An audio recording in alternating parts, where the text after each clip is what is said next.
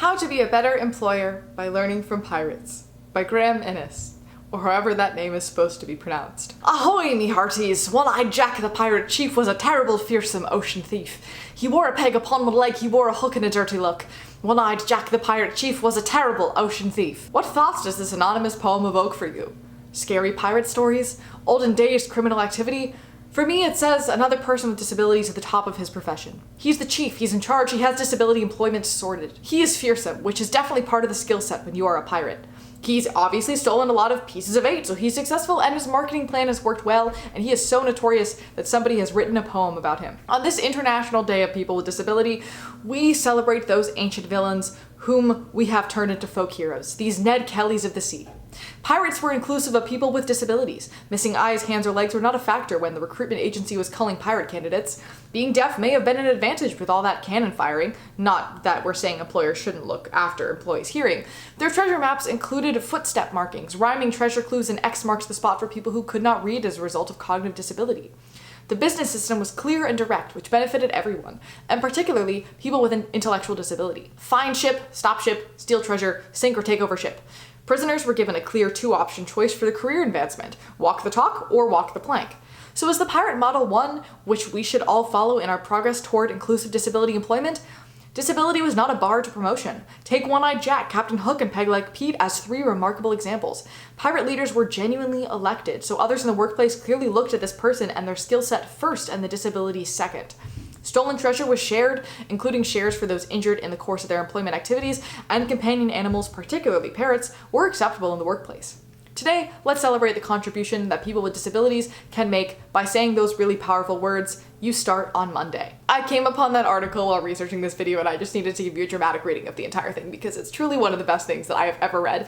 I also hope you enjoyed my terrible pirate accent. I didn't think of that at all. I was just possessed, so that's cool. Anyway, hi, hello my dears. Today we're gonna talk about pirates. It's gonna be great. I'm really excited about it. I've been researching a lot of in-depth, very deep stuff lately, and this was so fun to research. I cannot wait to share what I learned with you. But first, if you're new here, hi there, hello. My name is Sydney. My pronouns are they, them. I'm a disabled, autistic, queer, trans, non-binary actor, educator, composer, advocate, and media analyst. I am also a senior in college. I'm doing a world history making thesis that I'm not gonna talk about right now, but you can learn about it, the links in the description if you wanna check it out. I'm a white person in my early 20s with shoulder-length, light brown, curly hair. I'm wearing a black lacy dress with flowers on it that is part of my pirate outfit that you cannot see, which is unfortunate. And I'm sitting in front of a bookshelf with a red dragon stuffed animal over my left shoulder. And a few weeks ago I watched Our Flag Means Death to review the sheer amount of autism taking place there, which first of all, what a wonderful show.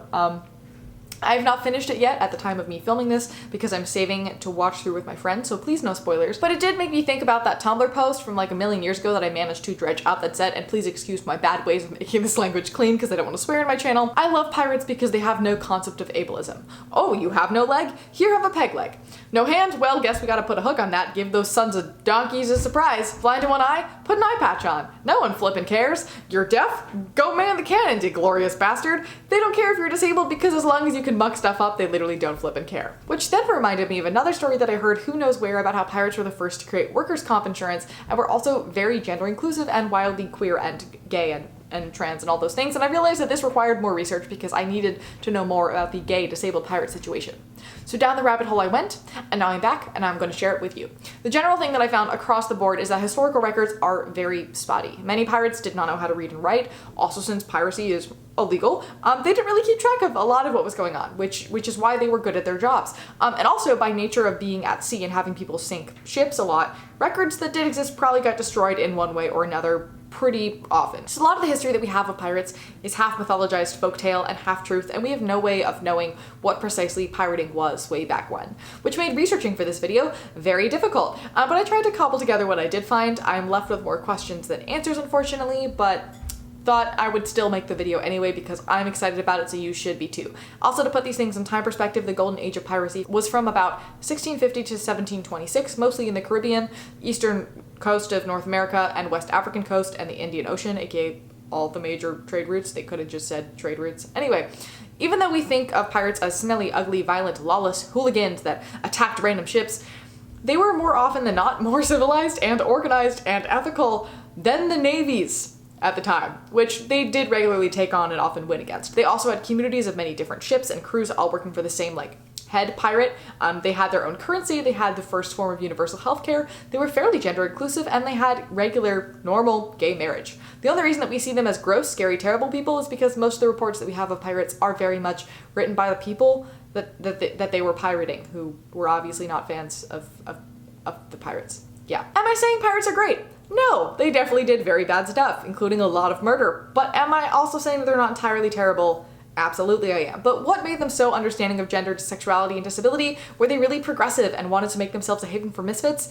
Probably not. The pirate mindset was more or less, we don't care who you are or what you do, as long as you're willing to work, you're good at your job, and you're an asset in getting us more gold, which is very much the individualist, I don't care about your life, as long as you can add some stuff to mine situation, which wasn't actually that atypical in regards to disability for the time. We've talked about ancient autism and disability before, about how people would just be like, well, yeah, Richard doesn't talk at all, but he's really good at keeping track of the finances, so we like him and we keep him around and we keep feeding him.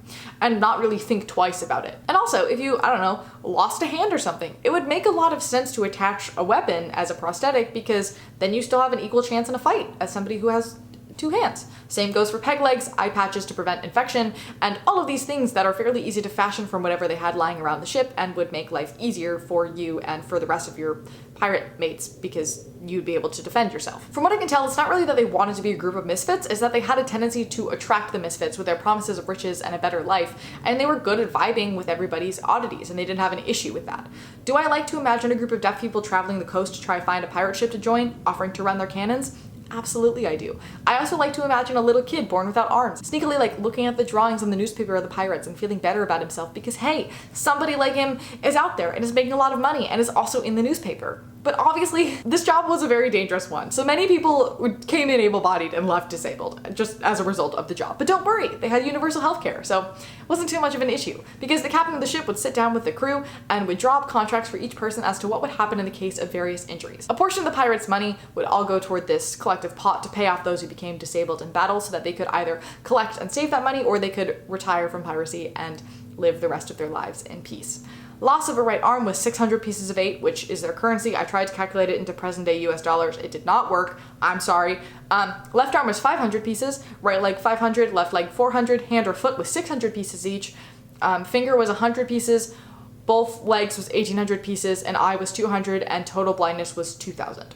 And the best part, as a result of the system, pirates were able to lure many former Navy seamen away from the harsh conditions of the Navy into their pirate crews. To limit the number of men who were leaving to become pirates, the Navy were then forced into adopting a similar scheme, and thus injury compensation became widespread. It's not a fluke this is so similar to workers' comp insurance, it's literally the origin of workers' comp insurance. So thank you, pirates, for your service, I really appreciate it. The other wonderful, not disability related thing is that they had gay marriage. It was called matelotage, and it worked just like marriage. People respected these partnerships as such, and if one of the spouses died, the other would receive all of their belongings. Many of the most famous pirates were openly gay married and also disabled, and nobody cared. Also, I'm not just talking about man pirates. Lady pirates did this too. You can learn about that in Jessica Kilgren-Fozard's video that I've linked in the description for you, and also up here. But I think that what we can learn from this is that accessibility existed in the 1600s because pirates knew that the more people they had on their side, the better chance they had of holding power and getting the most gold. It didn't matter if those people had all their limbs, or if they liked boys, or anything else. As long as they were dedicated to the cause, they were welcome on the ships. And frankly, that's more progressive than a lot of industries today. I also didn't have time to look further into other criminal enterprises in relation to disability, but given that the mafia used to run all of the queer bars in New York City, a video about this is also in the description and above. I think that again, as long as you're adding to the bottom line and helping to gain and retain power for these people, nobody really cared what you did or who you were. And that is weirdly inspiring to me. It gives off vibes of, I don't know if you're familiar with the group Bikers Against Child Abuse, but they're a bunch of scary biker dudes who escort children victims to court against their abusers so that the little kids feel less scared and alone because they have a whole biker gang on their side, and it's wonderful, and I really like aggressive wholesomeness. But anyway, let me know what you think about all of this, or if there's other information that I wasn't able to uncover, because that would not surprise me in the slightest. Obviously this is a shorter video, but this is all I really have. Also a reminder to look at difference like pirates do, but maybe don't behead people because that's bad. And as always, thanks for listening. Thanks for learning. Remember, it's never too late to start over. I look forward to seeing you, my dear, in the next one.